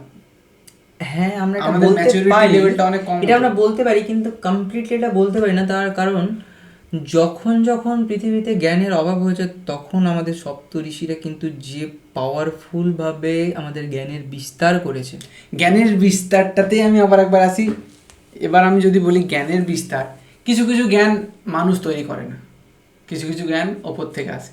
এক্স্যাক্টলি। সেইটা একটু এক্সপ্লেন করে দেওয়া যেতে পারে? আচ্ছা, সেটা নয় পরে হোক, আমি এবার একটু কলিযুগের তন্ত্রতে আসতে চাই। কলিযুগার তন্ত্র, ওকে। প্রত্যেকটা যুগ অনুসারে পূজা করবার পদ্ধতি, টাফনেস আস্তে আস্তে রিডিউস হয়েছে। ওকে। তো সত্যযুগে যেভাবে পুজো আচার যতটা টাফ, যতটা শিডিউল মেনটেন করে, যতটা একদম পিরিয়ডিকভাবে করা যেটা ছিল, সেটা তারপরে যুগে করা সম্ভবপর হয়নি, তারপরে যুগে আরও করাটা সম্ভবপর হয়নি। তো এইখান থেকে কলিযুগে যখন আসছে, কলিযুগের জন্য এই যে তন্ত্র যেটা বলি, তন্ত্র কে লিখেছে জানা আছে? না, কে বলতে পারবে? পারি। ঠিক আছে, আমি বলছি। তন্ত্রের গুরু হচ্ছে, পিছনেই আছে, স্বয়ং শিব। আচ্ছা, ঠিক আছে, তন্ত্রটা কিন্তু পুরোটাই লেখা শিবের। তো এই কলিযুগে আমরা একমাত্র যদি ভগবানের সাথে direct connection in the sense ভগবানের সাথে মেশা, বা মানে আই মিন যে মিশে যাওয়া, এটাকে আমি বলছি না, ভগবানকে লাইভে অনুভব করা, লাইভে ভগবান তোমার সামনে আসেন, এই যে জিনিসটা, এটা তুমি আগের যে কোনো কাব্য গ্রন্থে তুমি যখন পড়ছো, অগ্নিদেব চলে আসছে, এই দেব আসছে, এই যে বিভিন্ন দেব আসছে, তাদের যে পূজা করবার পদ্ধতি ছিল সেই পূজা পদ্ধতির মাধ্যমে আসতো, কিন্তু এখন সেই পূজা করা সম্ভবপর হয়ে উঠবে না। তো সেই কারণে আমাদের সময় বলা হচ্ছে তান্ত্রিক পূজার মাধ্যমে আমরা এটাকে করতে পারি। আচ্ছা, একটা কোশ্চেনটা হচ্ছে যে যখন পূজা অর্চনার ব্যাপারটা অনেক কঠিন ছিল, তখন যে দেবদেবীরা ছিল তাদের যে পাওয়ার ছিল, এখন তন্ত্রের দ্বারা যাদেরকে ডাকা হয় তারা সেই দেবদেবীকে ধর ডাকা হলো, তাদের কি পাওয়ারটা সেম? দেখ, আগে একটা কথা বলে রাখি, প্রত্যেকটা তন্ত্রের দেবদেবী কিন্তু আলাদা হয় এবং মোস্ট পাওয়ারফুল হয়ে থাকে তারা। এবং কলিযুগের জন্য স্পেশালি তারা কিন্তু একদম রেডি হয়ে আছে। ওকে, তারা আমাদেরকে সহায় করবার জন্য আছে। আচ্ছা। তো তন্ত্রের মধ্যে আমি একটা কথা বলতে পারি, তন্ত্রকে কীরকমভাবে ভাবিস, মানে তন্ত্র কথাটা মাথায় এলে কি ফার্স্ট মনে হয়? নেগেটিভ, মন্ত্রের এগেনস্টের তন্ত্র। মন্ত্রের এগেনস্টে তন্ত্র, আশা করি সবাই সেটাই ভাবে। তন্ত্রটা কারোর কাছে ক্লিয়ার না, তন্ত্রটা ক্লিয়ার না। সবাই তন্ত্র বলতে বাবা মায়ের সামনে Shortcut. তন্ত্র বলে ফেললে মানে হয়ে গেল তন্ত্র আজকে। মানে শর্টকাট। হ্যাঁ, যেটা বলতে পারি শর্টকাট, কিন্তু ওটা মানে শর্টকাটটা মানে শুনবার পর মনে হবে এইটা তো ভয়ঙ্কর লং কাট। সত্যযুগের মধ্যে এটা সব থেকে শর্টকাট। আচ্ছা, এর থেকে শর্টকাট প্রসিডিউর কিছু হতেই পারে না। সত্যযুগের টাইম অনুসারে এটা প্রচণ্ড পরিমাণে shortcut. Just like that, class 1-এ 12 + 17 যোগ করা, বা 17 × 13 করা ক্লাস 1-2-তে, আর এই বয়সে এসে করা, ঠিক যেরকম আমি এখনো আটকাবো। 2 × 7 ক্লাস নার্সারিতে তোকে প্রশ্ন করা, আর আজকের যুগে প্রশ্ন করা এই টাইমে, আজকের দিনে এই টাইমে এক্স্যাক্টলি ঠিক ইজিলি বলে দেবে। 27 কত? 14? অবশ্যই, ইয়ার্কিটা এখানেও। এনিওয়েজ, তো আসল টপিকে আসি, সেটা হচ্ছে যে ঠিক এইভাবে জিনিসটা হচ্ছে স্কেলড আপ। তো এটাকে আমি কোনোভাবে বলতে পারি না যে এটা একটা খুব ইজি প্রসিডিওর, ইটস কমপ্লেক্স, প্রচণ্ড পরিমাণে ডেডিকেশন, টাইম ম্যানেজমেন্ট, ডিসিপ্লিন প্রচণ্ডভাবে মেনটেন করে করতে। আচ্ছা, তো এত তো কথা হলো, তো এই সবগুলোর পরে আমি একটু নতুন টপিকে ঢুকতে চাই, সেটা হচ্ছে কলিযুগ, আর তাতে তন্ত্রের প্রভাব বা তন্ত্রটা কীভাবে কলিযুগে ইউজ হয়। অ্যাকচুয়ালি আমি আরও একটা কথা আগে থেকেই বলে রাখি, যেটা আমি এরপরে কোনো কথা বলবো না, আমি জাস্ট কোশ্চেনগুলো তুলে দিচ্ছি। তো বেসিক্যালি আমাদের অডিয়েন্স, আমি অনেকেই তন্ত্রটাকে খুব নেগেটিভ চোখে দেখে। আমি লাস্ট কিছুদিন তন্ত্র নিয়ে একটু পড়াশোনা করেছি, একটু খুবই সামান্য, যেটার কোনো ভ্যালু নেই আমি মনে করি। সেখানে যেটা বুঝেছি, আমরা সবাই নগণ্য। তন্ত্রটা নেগেটিভ নয়, আর একটু অন্যরকম ব্যাপারটা। তো এই কলিযুগ আর তন্ত্র নিয়ে আমি কোশ্চেনটা থ্রো করলাম, প্লিজ। অ্যাকচুয়ালি অনেকে বলে যে নেগেটিভ, হ্যাঁ নেগেটিভ, আচ্ছা। আবার আমি বলবো যে তার 3 গুণ পজিটিভ, 3 গুণ পজিটিভ। আচ্ছা, কেন? আমরা কালী ঠাকুরের কাছে, তন্ত্রের অনেক বড় দেবী হিসাবে কালী ঠাকুরকে মানা হয়। প্রচণ্ড পরিমাণে হাই এনার্জি, প্রচণ্ড পরিমাণে পাওয়ারফুল, প্রচণ্ড পরিমাণে শক্তিশালী দেবী আমাদের কালী। পার্বতীর অংশ উনি অবশ্যই। ও কন্টিনিউ প্লিজ, আর একটু অনেক কোশ্চেন থাকে তাই আমি করি। তো এই তান্ত্রিক দেবদেবীরা আমাদের কলিযুগে মানুষকে দিশা যেমন দেখায়, সেই দেবীকে যদি ভুল পথে, তাকে যদি ভুলভাবে যদি তাকে যদি ডাকা হয়, এক তো তার ক্ষতি হতে পারে। মানে তুই কমান্ডো ট্রেনিং নিতে গেছিস প্যারা এসএফে, জলের মধ্যে যখন ওই যে ডুবকি লাগিয়ে কিছুক্ষণ যে থাকা, তোর যদি দম যদি বন্ধ হয়ে গিয়ে তুই যদি মারা যাস, এটা তোর রিস্ক, তোকে বন্ডে সাইন করে যেতে হয়। তো জাস্ট লাইক দ্যাট এটাও বন্ডে সাইন করে যাওয়া। তুই যদি ওই এক্সারসাইজটা পারফর্ম করতে পারিস তবে তুই প্যারা এসএফ হবি। আর এখানে কি, তুই যদি ওই প্রসিডিওরটা, মানে তন্ত্রের প্রসিডিওরটা পুরোটা একদম পারফেক্ট ওয়েতে, ওই মানে কি বলবো, স্ট্রাগল, ওই জিনিসটা পুরোটা যদি গো থ্রু যদি করতে পারিস, ওখানে যেমন প্যারা এসএফ হবে, এখানে তুই যেটার জন্য তুই পুজো করছিস সেটা সিদ্ধিটা পাবি, বা তুই যেটার জন্য পুজোটা করছিস সেটা তোর পূর্ণতা পাবে, সেটা কমপ্লিট হবে। না হলে কমপ্লিট হবে, কমপ্লিট না হলে ডিস্ট্রাকশন। সেটা কি? তোকে বিভিন্নভাবে আটকানো হবে যাতে তুই এটা না করতে পারিস। এটা যদি করতে না পারিস, অবস্ট্যাকলস ক্রিয়েট করা হবে। একটা প্যারা হিসেবে কেন তাকে এত কিছু হার্ডেলসের মধ্যে দিয়ে যেতে হয়? যাতে ইন দ্য ফিউচার যখন সে যদি কোনো অন্য টেরিটরিতে চলে যায়, তার উপর যে টর্চার করা হবে সেই টর্চারটা যাতে সহ্য করতে পারে। আর এখানে কি, যত হায়ার বিইংয়ে উঠবে তত বিভিন্ন এনার্জির সাথে ওর কানেক্ট হবে, যেটা আমাদের আশপাশে আছে কিন্তু সেই এনার্জিটা আমাদেরকে পাত্তা দেয় না, তারা কিন্তু তাদেরকেই পাত্তা দেয়। প্রাইম মিনিস্টার কি সবার সাথে কথা বলবে? প্রাইম মিনিস্টার সবার সাথে কথা বলবে কি? সবার কাঁধে হাত ধরে কি ঘোরাঘুরি করবে? না, করবে না। একটা বলয় থাকে, তাকে ঘিরে থাকে। তো এই দেবদেবীদেরকে ঘিরে তারা থাকে, ফিল্ড থাকে। যখনই প্রধানমন্ত্রী বা কোনো মুখ্যমন্ত্রীর কাছে যখন যাচ্ছে, তাকে তখন পুরো তার সিকিউরিটি, তার অ্যারেঞ্জমেন্ট, তার সব কিছু, তখন তারা কিন্তু তোকে কন্টিনিউ চেক করতে থাকে। এটা হচ্ছে ঠিক এরকম, তারা তোকে অবস্ট্যাকল ক্রিয়েট করতে থাকে এবং চেষ্টা করে যে যাতে এই অ্যাপয়েন্টমেন্টটা দেবো না, একটু পরে দেবো, লেট করা, লাইক দ্যাট। খুব বড় লেট করতে পারছে মানুষ। তো ঠিক লাইক দ্যাট, এই পদ্ধতি, আর কিছু না। মানুষের ধারণাটা যে খারাপ হয়েছে, হ্যাঁ তন্ত্রবিদ্যা খারাপ করা যায়। আমরা যদি পিশাচিনি, ডাকিনি, এইসব যদি, এটা একটা এনার্জি, যে এনার্জিটা নেগেটিভ, সেই এনার্জিটাকে ইউটিলাইজেশন করে আমরা খারাপ কাজ করতে পারি বা ভালো কাজও করতে পারি। সেটা একটা মানুষের যে করছে তার উপরে নির্ভর করে। আর আমাদের পশ্চিমবঙ্গে তান্ত্রিক যারা টপ লেভেল আছেন, তারা কিন্তু এখান থেকে অনেকটা দূরে, বা তারা কিন্তু অনেক শান্তভাবে সাধনা করেন। তারা কিন্তু আমি তন্ত্র করি, করি, হ্যান করি, ত্যান করি, আমি অমুক টাকা পয়সা নিই বা হ্যান ত্যান, এত কিছুর মধ্যে তারা থাকে না। যারা কিন্তু একদম সুপিরিয়ার, তারা কিন্তু এইসবের মধ্যে থাকেই না, এইসবের মধ্যে পড়েই না। এখানে যারা থাকে, যে একটা স্কেল থাকে, মানে বিভিন্ন স্কেলে ভাগ, আমার যেটা মনে হয়েছে। হ্যাঁ, এখানে অনেক বড় বড় গুরু আছে, কিন্তু তারা কিছুজন করে কি, ঈশা ফাউন্ডেশনে অনেকে ডোনেশন করে।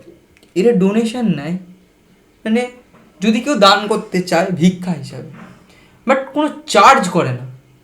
অ্যাকচুয়াল যারা গুরু হয়, গুরু পরম্পরায়, তুমি যদি তাকে কোনো দান করো, ঠিক আছে, ভিক্ষা, দান, বাট আমি তোমাকে এই পেনটা দিচ্ছি, আমি তোমাকে একটা জিনিস দিচ্ছি, তার বিনিময়ে তুমি আমাকে টাকা দেবে। আমি যে এত কষ্ট করে আমি একটা মন্ত্র সিদ্ধ করবার পরে আমি তোমাকে একটা হেল্প করলাম, তার জন্য আমি তোমাকে বললাম আমাকে এত টাকা দাও। আমার যে সিদ্ধিটা পেলো, সেটাকে নিয়ে আমি সেই বাজারে বিনিময় করার মতন হয়ে যায়, তো ফলে সিদ্ধিটা নিজের মধ্যে কমে যায়। আমি একটা ছোট্ট এক্সাম্পল দিলে একদম পুরো পরিষ্কার হয়ে যাবে। একটা মহিলাকে বিয়ে করবার পর তাকে যদি তার বসের সঙ্গে কিছুক্ষণের জন্য, হ্যাঁ বসের সাথে কথা বলে তাহলে আমার প্রমোশনটা হয়ে যাবে, সেই মেয়েটার সেই স্বামীর প্রতি কি রেসপেক্ট থাকবে? না, থাকবে না, ডাউন হয়ে যাবে। ঠিক তাই তুমি সেই দেবীকে তুমি তোমার কাছে এনেছো, তুমি তাকে মর্যাদা থেকে অক্ষুণ্ণ করতে পারবে না। তুমি তাকে অক্ষুণ্ণ করছে কি না, তাকে তুমি বেচে দিচ্ছ, তার বিনিময়ে তুমি টাকা নিচ্ছ, তো সে তোমার প্রতি অবশ্যই ভালোবাসা কমবে, রেসপেক্ট কমবে, তো ফলে তার মধ্যে কী হবে, ডিক্রিজ। মানে আপ ডাউন সব কিছুই তন্ত্রতে হয়। হ্যাঁ অবশ্যই, তন্ত্র ভুলভাল পদ্ধতিতে করলে বা যে কেউ, আজকে আমার মনে হলে আমি তন্ত্র করবো কি, কোনো একটা দেবীর বীজ মন্ত্র আমি পাঠ করব। ধর তুই খুব সাহসী, তুই বললি যে আমি ভৈরবীর বীজ মন্ত্র জপ করব। ভৈরবী খুব পাওয়ারফুল দেবী, 64টা যোগিনীর মধ্যে ভৈরবী পড়ে, ঠিক আছে? তো তুই যদি সেখান থেকে ওনার বীজ মন্ত্র নিয়ে করিস, কি হবে, কিছুদিনের মধ্যে তুই ওনার ঊর্জাটা তুই হালকা ফিল করতে পারবি। আর তোর মধ্যে যদি সেটা রেজিস্ট করবার ক্ষমতা না থাকে, তুই যদি ওই রকম পাওয়ার তোর মধ্যে যদি না থাকে, তুই অসুস্থ হতে থাকবি, তোর কীরকম একটা হতে থাকবে। একটু এক্সপ্লেন করে দিই ওনাদেরকে। হ্যাঁ একদম। আমরা আশা করি যারা আছে এখানে তারা সবাই মার্ভেলের এই এন্ড গেম দেখেছে। তো বেসিক্যালি যখন এন্ড গেমেতে আয়রন ম্যান হাতে গন্টলেটটা পড়েছিল স্ন্যাপ করার জন্য, তখন আয়রন ম্যানের সাথে কী হয়েছিল, বেসিক্যালি সে ডেড হয়ে গেছিলো। মানে ওই এনার্জিটা, 7টা ইনফিনিটি স্টোনের এনার্জিটা সে সহ্য করতে পারেনি, ওটা তার জন্য নয়, সে অতটা ক্যাপেবল নয়। এক্স্যাক্টলি, তো ওই রকম ব্যাপার হবে। এক্স্যাক্টলি, এটাই হবে। তো প্রত্যেকটা মানুষ সে তার যেটা ভালো লাগা, তার ভালো লাগার সাথে আগে সেই দেবীর ব্যাপারে জানা উচিত, কি দেবের ব্যাপারে জানা উচিত। শক্তি সাধনা, দেবের সাধনা যে কেউ করতে পারে, কিন্তু আমার মতে বা আমি যতদূর দেখেছি, শক্তির সাধনা করতে গেলে একটা গুরু অবশ্যই দরকার। শক্তির সাধনা, কারণ শক্তি তোমার কাছে আসছে, শক্তি কিন্তু কোনো ডাইরেকশন না, তুমি তাকে যেরকম ডাইরেকশন করবে, তোমার মাইন্ড যদি ইভিল হয় তুমি কিন্তু ভুল পথে চলে যাবে। দেব কিন্তু তোমার ডাইরেকশন দেবে, শক্তি কিন্তু তোমাকে এনার্জি দিয়ে দেবে, তোমাকে সেই পাওয়ার দিয়ে দেবে। এবার তুমি তাকে ভুলভাল করলে তুমি নয় শেষ করে ফেলবে নিজেকে, আর নইলে লোক শেষ হবে, কেউ না কেউ একটা গন্ডগোল হবে। অপব্যবহার। আর যে জিনিসটা হয়েছে গ্রিডিনেস, এইসবের জন্য আজকে আমাদের কালচারটা অনেকটা ডাউন হয়েছে, কিন্তু আমি এটা বলবো না যে পুরো কালচারটা শেষ হয়ে গেছে। আজকে এই যারা ওপর মহলে আছে তাদের জন্য আজকে সমাজে এত শান্তি, এত কিছু, তারা কত যজ্ঞ করে, কত কিছু করে, আমাদের সব কিছুকে, পৃথিবীর সব জিনিসকে সমতা বজায় রাখবার জন্য, তারা সব কিছুকে ঠিক রাখবার জন্য, গোটা পরিবেশের জন্য, সব কিছু ভালোর জন্য তারা এত কিছু করে, যারা নিজের জন্য কিচ্ছু চায় না। যারা অ্যাকচুয়াল গুরু বা যারা এরকমভাবে টপ লেভেলে সাধনা করে থাকে, তারা নিজের জন্য কিছু চায় না, পৃথিবীর সকল মানুষের কল্যাণের জন্য। আমাদের সনাতন ধর্ম সবার জন্য কামনা করে, সবার জন্য, একটা পশু পাখি প্রাণী সবার জন্য সে প্রে করে, যেটা কোথাও না কোথাও জৈন ধর্মের সাথে মিল পাওয়া যায়। জৈন ধর্ম তো আমাদের ধর্ম থেকে বেরিয়ে গিয়ে, ওটা তো একটা আমাদের মেন সূর্য থেকে একটা বিচ্ছুরণ, ওটা তো এরই পার্ট, ওটা তো এরই পার্ট। বুঝলাম। এই হচ্ছে ব্যাপার। আচ্ছা, তো এই তন্ত্রতে যখন আমি, মানে এই যে কোশ্চেনটা এলো, মানে ওই 64টা যোগিনী, ওইখানটা একটু যদি এক্সপ্লেন করে দেয়, ওনারা কারা, কেন 64টা যোগিনী? তো এটা একটা স্টোরি আছে। আমি একটু একটা কোশ্চেন মানে বলে রাখি, যেটুকু আমি জানি, আমার নলেজটা, এই যে যোগিনীরা, এরা হচ্ছে কোনো বড় দেবীর সহচরী হয়, বা তাকে ঘিরে রাখে, প্রোটেক্ট করে, এটা আমি জানি। মেবি, মানে আমার কাছে ঠিক হতে পারে, ভুল হতে পারে, আমি জাস্ট আমার ভিউটা দিলাম, এবার শুনতে চাই। এক্স্যাক্টলি। যোগিনী অ্যাকচুয়াল ক্রিয়েশন হচ্ছে ফ্রম পার্বতী। আচ্ছা, ডাইরেক্ট কানেকশন। আচ্ছা, ওনার চোখ, কি বলে, ঘাম, আচ্ছা, ঘাম থেকে, মানে ওই যে জলটা যখন পৃথিবীতে পড়েছিল, ওখান থেকে যোগিনীর উৎপত্তি। আচ্ছা, ওকে, যতদূর আমি জানি। আচ্ছা। তো এনারা হচ্ছে পার্বতীকে জাস্ট লাইক প্রাইম মিনিস্টারের সার্কেল সিকিউরিটির, মানে পার্বতীকে এনারা মাতার মতো সম্মান করেন। মাতার মতন সম্মান নয়, প্রাইম মিনিস্টারের মতন সম্মান করে। ওকে, ঠিক আছে। তো প্রেসিডেন্ট একজন, তার সিকিউরিটি সিস্টেম আলাদা, দেবেদের সিকিউরিটি সিস্টেম আলাদা, শক্তির সিকিউরিটি সিস্টেম আলাদা। শক্তির সিকিউরিটি সিস্টেম হিসাবে আমি একদম টপে যদি ধরি আমাদের দুর্গা, মা দুর্গা, পার্বতী থেকে সবার ক্লোজ রেঞ্জে, মানে একদম এসপিজি, আমরা যদি বলি একদম প্রধানমন্ত্রীর ক্লোজ এসপিজিতে থাকে কিন্তু এই এতজন দেবী। আচ্ছা, ওনার কাছে যাওয়ার আগে এতগুলো দেবী আছে, এবং 10 মহাবিদ্যা, একদম ইনার সার্কেলে 10 মহাবিদ্যা, তার আউটার সার্কেলে 64টা যোগিনী। ওকে, সেই আমি এটাই জানতে চাইছিলাম। এক্স্যাক্টলি, একদম ইনার সার্কেলে থাকে হচ্ছে 10 মহাবিদ্যা। ওকে, তো আমরা এদেরকে মহাবিদ্যা বলে থাকি, মানে আমাদের সনাতনের ভাষায় যেটাকে নলেজ বলা হয়, সেই নলেজের নলেজ একদম, মানে তার উপরে যদি কিছু থাকে, সেটা যার কাছে মানে সম্পূর্ণ জ্ঞান, সব জানে। ওই জন্য এরা 64টা পারে, সব জানে, সব পারে, সব কলাতে প্রসিদ্ধ।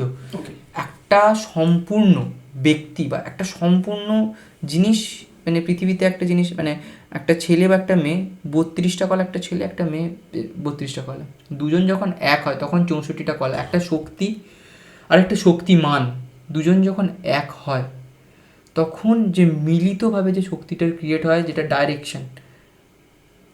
কালী ঠাকুর যখন সংহার করে যাচ্ছিল শক্তি, কোনো সংহারের স্টপ পয়েন্ট নেই, কোনো স্টপ পয়েন্ট নেই, সেখানে ডাইরেকশন দিচ্ছে কে, স্টপ হওয়ার জন্য হয়ে গেছে। someone who can control নয়, গাইড, who can ম্যানেজ। এই সময় এটা হয়ে গেছে, এবার এটা বন্ধ করা দরকার। সেখানে দেব আসছে, কিন্তু দেব করে দিচ্ছে এখানে, হ্যাঁ, কিন্তু দেব কখনোই শক্তির থেকে উপরে নয়। আমাদের দুজনে মিলে পাওয়ারফুল, আদারওয়াইজ শক্তি যদি থাকে, শক্তিও ডিভাস্টেটিং ক্যারেক্টার, দেবও ডিভাস্টেটিং ক্যারেক্টার।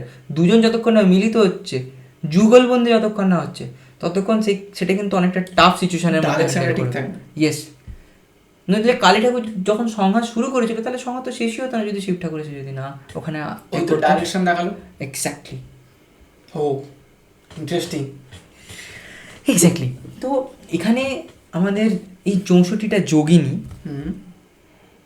এনাদের জন্ম হয়েছিল যখন শিব ঠাকুর অ্যাকচুয়ালি তখন ধ্যানে লীন ছিল। এবারে কি হয় যে ইন দ্য মিন টাইম একটা প্রবলেম পৃথিবীতে ক্রিয়েট হয়েছে, তো সেটা সলিউশন শিবকেই করতে হবে। তো শিবকে জাগরিত করার জন্য চেষ্টা, তো সবাই চেষ্টা করছে, উঠছে না। পার্বতী ডাকলো, ওঠেনি। তো তখন কোনোভাবে কিছু হচ্ছে না, তো তখন ডাকা হয় হচ্ছে কামদেবকে। হ্যাঁ, তো কামদেবকে বলা হয় যে শিবের ওপরে কামবাণ প্রহার করতে। তো কামদেব তো একটু ভয়ই পেয়ে যায়, যেটা কী করবো এরপরে, তো উনি রেগে গেলে তো ওনার কি তো করবার কোনো ক্ষমতা নেই, আমাকে তো শেষ করে দেবে। কিন্তু পৃথিবীর কল্যাণের জন্য এটা তো আমার করা দরকার, কী করব? সব দেবীরা সবাই রিকোয়েস্ট করছে, কী করব? তখন কামদেব শিবের ওপর তো ভয় পাচ্ছে, এবার সবাই পায়, হ্যাঁ, কী করবে কিছু বোঝা যায় না, শান্ত হয়ে বসে থাকে। তো উনি তখন পার্বতীর দিকে কামবাণটা ছাড়ে। তখন ভাবে যে পার্বতীর উপর যদি কামবাণটা ছাড়া হয়, পার্বতী যদি শিবকে যদি তখন যদি কামবাণের প্রভাবে যদি জাগরিত করতে পারে, তাহলে জাগরিতটা করছে কে, তার স্ত্রী, তার অর্ধাঙ্গিনী, তাহলে তার উপর এতটা রাগ করতে পারবেন না। তো ট্রিক্স খেলেছিল, ইন্টেলিজেন্ট। কিন্তু ইন দ্য মিন টাইম কি হয়, সেই কামবাণটার প্রহার পার্বতীর উপরে কোনো কাজই করে না। তার কারণ পার্বতী ব্যাপারটা বুঝতে পেরে যায় যে এখানে তাকে মিডিল ম্যান করা হচ্ছে, ফাঁসবে পার্বতী দেবী। তো তিনি তো বুঝতে পারে যে তিনিও কামদেবকে কোনো রাগান্বিতভাবে কোনো রকম কিছু করেননি, কারণ তিনি বুঝতে পেরেছেন যে উনি অসহায়, কিছু করবার নেই। এবার দেখছে যে কিছু বলেও নি পার্বতী, শান্ত হয়ে বসেছে। এবার যে এটাতে কিছু কাজ হলো না, কিন্তু শিব ঠাকুরকে ডাকতেই হবে, জাগরিত করতে হবে। তো তখন শিবের ওপরে প্রহার করা হয়। যখন ওই শিবের ওপরে প্রহার করা হয়, যখন দেখছে, তখন পার্বতী তখন দেখে না মানে টেনশন চলে এসেছে, টেনশন বা কি বলবো, মানে ঘাম, মানে মাথায় জলের বিন্দু বেরিয়ে এসেছে, এবং টেনশনে ওই ঘামটা নিয়ে এরমভাবে ফেলেছে, এবং যেটা পড়েছিল আমাদের পৃথিবীতে। তো সেখান থেকে 64টা যোগিনীর উৎপত্তি হয়। এবারে ওই কামবানটা যে মারা হয়েছিল সেটার জন্য শিব ঠাকুর তো জাগরিত হয়েছিল, এবং যেটার জন্য বলা হয় যে শিব ঠাকুর কামদেবকে ভস্ম করে দিয়েছিল। অ্যাকচুয়ালি স্টোরিটা এভাবে বলা হয়, কিন্তু এটার আরেকটাও ভাবে বলা হয় যে শিব যেটা চোখটা বাইরের দিকে খুলে 3D অ্যানিমেশনের মতন স্যাক করে গেল, আলোটা গিয়ে তাকে ভস্ম করে দিল, সেটা নয়। কাম নিজের মধ্যে কামটাকে নষ্ট করে দিয়েছিল, যাতে সে কমপ্লিটলি নিজের পাথে ফোকাস থাকতে পারে, যাতে তাকে কোনোভাবে কাম এসে তাকে যাতে ডিস্টার্ব না করতে পারে। বুঝতে পারলাম? এইভাবে উৎপত্তি হয় হচ্ছে যোগিনীর।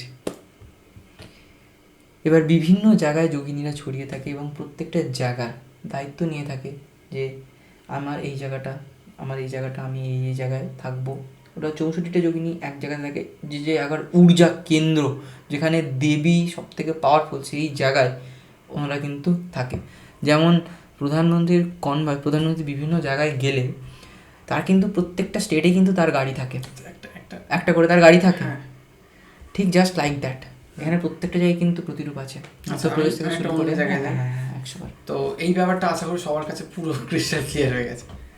আশা করি ক্রিস্টাল ক্লিয়ার নয়, আদো একটু পরিষ্কার হয়েছে। আমি আমার কাছে অনেক পুরো ক্লিয়ার হয়ে গেছে, আমার কনসেপশন পুরো ক্লিয়ার হয়ে গেছে।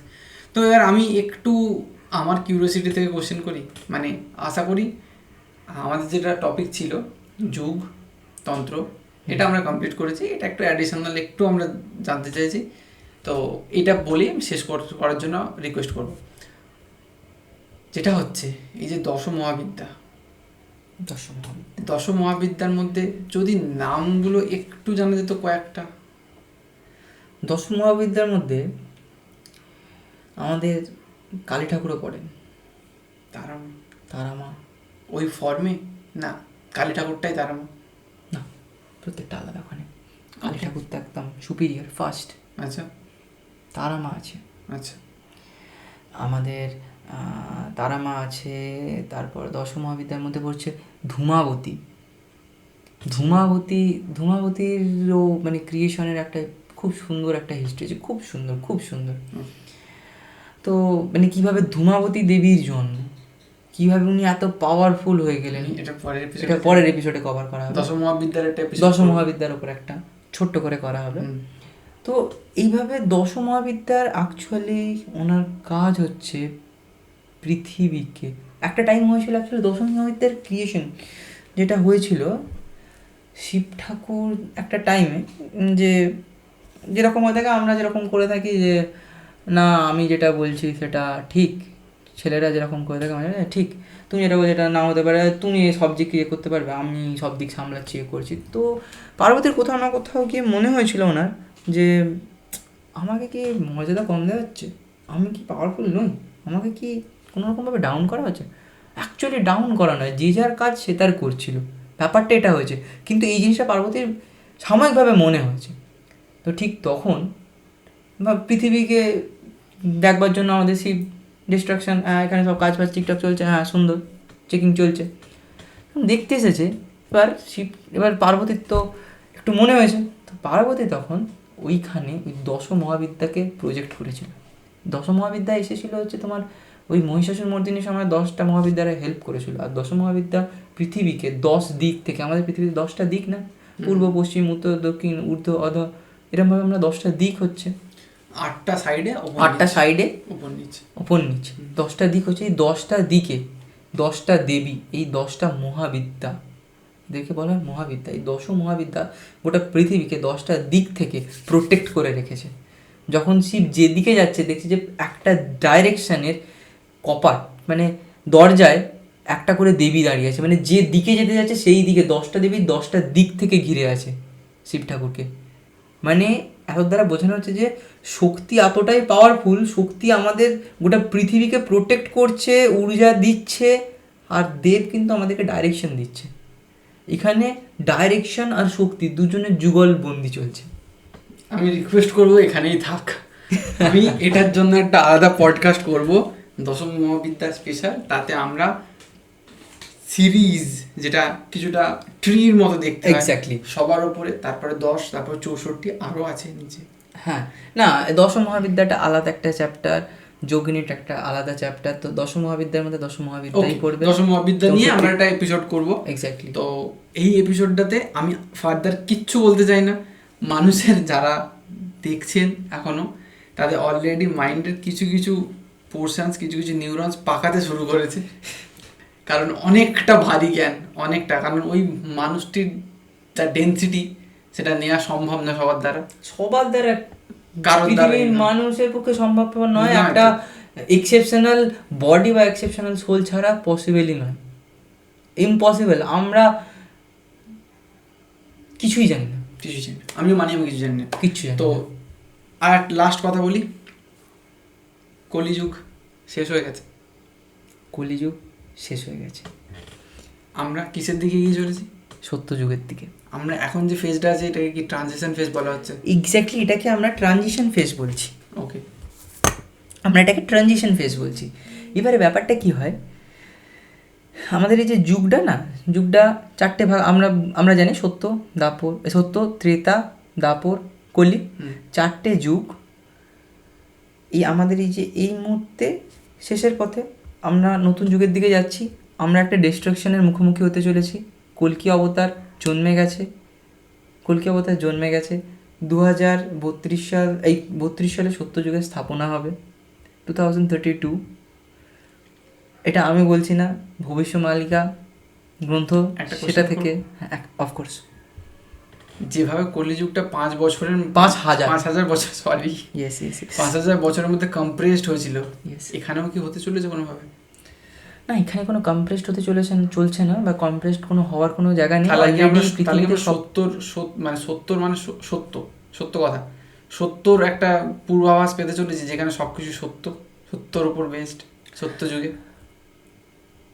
ব্যাপারটা সত্যযুগকে ওইভাবে ডিফাইন না করে, সত্যযুগে ক্লিয়ারিটি, থট ওয়াইডনেস, একটা মানুষের চিন্তাধারা আমাদের মধ্যে এত কমপ্লেক্স ছিল না, অনেক দান, অনেক কিছু, এই যে জিনিসটা ছিল সেটা সত্যযুগে ছিল। অ্যাকচুয়ালি ওই জিনিসের দিকে আমরা এগিয়ে চলেছি, আর সেটার জন্য আমাদের এই আমরা যেটা তৈরি করেছি এটাকে ভাঙাটা খুব জরুরি। কারণ এইভাবে সমাজ এগিয়ে চললে ডিস্ট্রাকশনের পথে তো যাচ্ছে, পৃথিবীটা নষ্ট হয়ে যাবে, আর পৃথিবীটাকে রাখতে হবে, তো সেটার জন্য ডিস্ট্রাকশন অবশ্যম্ভাবী জরুরি একটা বিষয়। আমি একটা লাস্ট কথা বলতে চাই অডিয়েন্সকে, যেটা আমার মাথায় এক্ষুনি খেললো, যেটা হচ্ছে আর বেশি সময় নেই। যদি ভগবানের দেখা পেতে হয় তন্ত্র ইউজ করে না, সত্যযুগে আর দেখা পাওয়ার সম্ভাবনা অনেক কষ্ট করতে হবে। কলিযুগের জন্য একটা জিনিসই বলা আছে, তন্ত্র ইউজ করবার দরকার নেই। তাহলে যারা সাধনা করতে চায়, তন্ত্র ইজ নট লাইক আমার ইচ্ছা হলে আমি করে ফেলাম, it's like PhD. You have to first, আগে তো তোমাকে 11-12 গ্র্যাজুয়েশন, কোথায় পিএইচডি, কোথায় পিএইচডি? তন্ত্র ইজ এই জায়গায়। হ্যাঁ, এবার তো তন্ত্রে ঢোকার আগে তোমাকে অনেক আগে এদিকের পড়াশোনা, এদিকের নলেজ একটা বেসে আসতে হবে, তারপর ওখান থেকে তুমি তন্ত্রের দিকে যেতে পারো। বাট তন্ত্রের কোনো দরকার নেই। আমি সাধারণ মানুষের জন্য যেটা বলবো, আমাদের যেটা বলে গেছে শ্রীকৃষ্ণ, কলিযুগে সবথেকে সহজ পন্থা সেটা হচ্ছে যে হরির নাম করো, হরে কৃষ্ণ চ্যান্টিং অ্যান্ড ওম, যেটা গীতাতে বলা আছে ওংয়ের চ্যান্টিং আর হরে কৃষ্ণ চ্যান্টিং। মহাভারতে বলা হয়েছে যে হরির নাম করা, হরির নাম করা। আর এটাতে সবথেকে সহজভাবে আমরা মোক্ষ পেতে পারি, বা আমরা মানে কী বলবো, আমাদের অনেক লাইফ, মানে যেটা এত পুজো করবার ফলে, যেটা সত্যযুগে যে ফলটা তারা পেয়েছে, আমরা সামান্য সেটা হরির নাম জপ করে আমরা সেই ফলটা পেতে পারি। মোক্ষ ঠিক নয়, বাট আমরা একটা পেতে পারি, বাট ওই লেভেল নয়, বাট কিছু না করার থেকে যতটা ম্যাক্সিমাম পাওয়া যায়, যেটা আমরা একটা একটা যজ্ঞ করে তো আমরা মোক্ষ পাই না, না। তার জন্য সাধনা করতে হয়। যজ্ঞ করে যতটুকু লাভ মানে সঞ্চয় আমরা করতে পারি মানে পূর্ণ, সেই জিনিসটা আমরা হরির নাম করে সেটা পেতে পারি। আর ওম এটা বলা আছে হচ্ছে গীতাতে। ব্যাস এই দুটো জিনিস। লাস্ট কোশ্চেন, ছোট্ট করে 1 মিনিট আর সময় নেবো অডিয়েন্সের কাছ থেকে। মোক্ষ কি?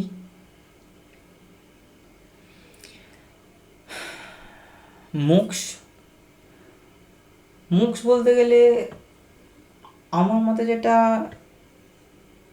যখন আমরা আমাদের নিজেদের ডাইমেনশনকে পুরোপুরি বাড়িয়ে ফেলে আমরা যখন মিশে যাই সব কিছুর মধ্যে, দ্যাট ইজ মোক্ষ। 100% ইউটিলাইজেশন অফ ইউর ব্রেন। কতটা এটা ঠিক বলবো না। 100% ইউটিলাইজ তুই যদি তোর ব্রেনকে করতে পারিস যে তুই সব কিছুর মধ্যে মিশে যাবি, সেটা তো না। 100% ইউটিলাইজেশন অফ ব্রেন হলে টাইম ট্রাভেল করতে পারবে, টেলিপোর্ট করতে পারবে, হ্যাঁ, লোকের মাইন্ড রিড করতে পারবে কনস্ট্যান্টলি, লোকের ভেতরে ঢুকতে পারবে, লোকের ভেতর থেকে বেরোতে পারবে।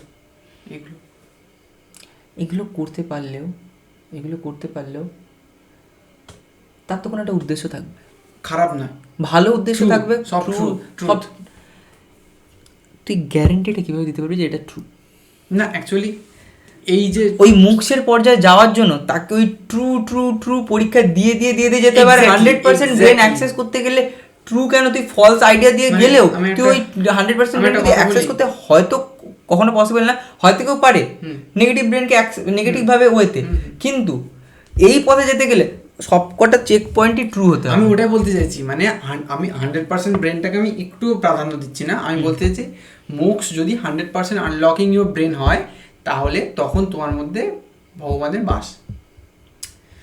You are part of God. ভগবানের বাস নয়, ইউ আর না না না না। মোক্ষ মানে হচ্ছে মিশে যাওয়া, লীন হয়ে যাওয়া, আচ্ছা, তার মধ্যে মিশে যাওয়া।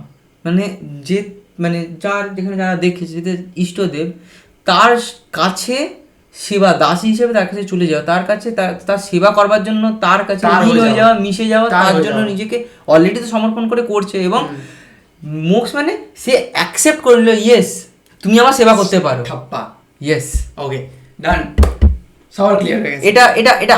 এটা আমার মতামত, না এটা আমরা যতদূর বুঝেছি। আমার ভুল, আমি এটা কোথাও একটা শুনেছিলাম, আচ্ছা। ওই ঠাপ্পা স্ট্যাম্প এটা আমার মনে পড়লো, এটা আমি শুনেছি। আচ্ছা, তো যখন দুদিক থেকে শুনেছি মনে হচ্ছে, বা ওনারাও বলতে পারবেন, তো তখন এটা আমার মনে হয় এটাই ঠিক। অবশ্যই আর কারো যদি মনে হয় কমেন্ট অবশ্যই জানিও, এই কমেন্ট বক্স তো খোলাই আছে। এই ভিডিওতে তো কমেন্ট আসবেই, আসতে তো হবে, আমরা না বললেও আসতো। এক্স্যাক্টলি। তো এই ভিডিওটা অনেক ভারী, 3টে এপিসোড করেছি। প্রথমেরটা অনলি স্পিরিচুয়ালজির একটা বেসিক ছিল, তারপরটাতে আমরা একটু ফাঙ্কি হতে ছিলাম, তারপরে এটা সব থেকে হেভিয়েস্ট এপিসোড।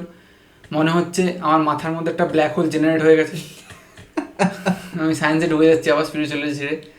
তো এই এপিসোডটা এই অবধি থাক, আমি পরে আবার এপিসোড নিয়ে আসছি। অনেক কিছু কথা বলার আছে, অনেক কিছু মহাবিদ্যা আছে, ডাকিনী যোগিনী আছে, নেগেটিভ পাওয়ার, পজিটিভ পাওয়ার কি নেই, মানে কলিযুগে কি কি হওয়ার কথা ছিল যেটা এত বছর আগে বলা হয়েছিল, এটাও বাকি আছে, অনেক কিছু বাকি আছে, অনেক কিছু। যুগ তো শেষ হবেই না, এরপরে পুরাণ আছে, কি নেই। প্রত্যেকটা ভগবানকে যদি তুলে ধরি, তাদের 2-3টে করে পডকাস্ট। আমার নেই, যতটুকু আছে আমি ততটুকু বলতে পারি। আমি কোশ্চেন দিয়ে ঠিক নলেজ বের করে নেবো। তো অ্যাকচুয়ালি কি হয়, আমি একটা লাস্ট কথা বলে দিই, যে যখন কেউ শিবের ব্যাপারে বলে, কোথাও না কোথাও মানুষের ভালো হচ্ছে, অবশ্যই ভালো হচ্ছে, আমরা কানেক্ট করাচ্ছি, চেষ্টা করছি। কমপ্লিট করি 1 সেকেন্ড। তো মানুষের ভালো হচ্ছে কোথাও না কোথাও। যদি শিব এক্সিস্ট করে, আমি এখনো অবধি ভগবানের পুরোপুরি বিশ্বাসী না, কারণ আমি যেটা চোখে না দেখি সেটা বিশ্বাস করি না, এটা আমার একটা প্রবলেম, বলে রাখলাম। তাও বলছি, যদি শিব এক্সিস্ট করে, ওই জন্য যদিটা ইউজ করছি, শিব এক্সিস্ট করেই বললাম না এটা, যদি শিব এক্সিস্ট করে, তাহলে তার কোথাও না কোথাও তার পাওয়ার যে বলছে তার মুখ দিয়ে বেরোয়, এটা আমি মানি। হ্যাঁ কি না? এতটাও আমি মানতে পারছি না। এক্সেসিভ বলছি না, কোথাও না কোথাও কানেকশন হয়ে যায়। এটাতে আমি কিছুই বলতে পারবো না, আমি এটাতে কোনো কমেন্ট, লজ্জা নয়, আমি এটাতে কোনো কমেন্টই করতে চাই না, আমি যোগ্যই নই। আমি এত বড় একটা ক্যারেক্টারের আমি ডেসক্রাইব করছি, আমি অনেক কিছু হয়তো ভুল বলে ফেলেছি, তার জন্য আমি ক্ষমা প্রার্থনা করছি, কিন্তু আমি কোনোভাবেই যোগ্য নেই। আমি যতটুকু জেনেছি, হ্যাঁ অনেক আছে, অনেকে যারা আছে অনেক ভুল ভ্রান্তি নিয়ে বেঁচে থেকে অনেক কিছু ভুলভাল ভাবে, আমি জাস্ট তাদের জাস্ট ডাউটটা ক্লিয়ার করে দিয়ে আমি একটা কথা বলি, দিতে চাই, আর কিছু কথা না। বলি। আমার বিশ্বাস মানুষ যখন কাউকে রিপ্রেজেন্ট করে সে নিজে কিছু করে না, তাকে দিয়ে করানো হয়। হ্যাঁ এক্স্যাক্টলি, এটা মানে ওইটাই আমি বলতে চাইলাম। আচ্ছা ঠিক আছে, টাটা, আজকের মতো অনেকটা হয়েছে, গুড নাইট।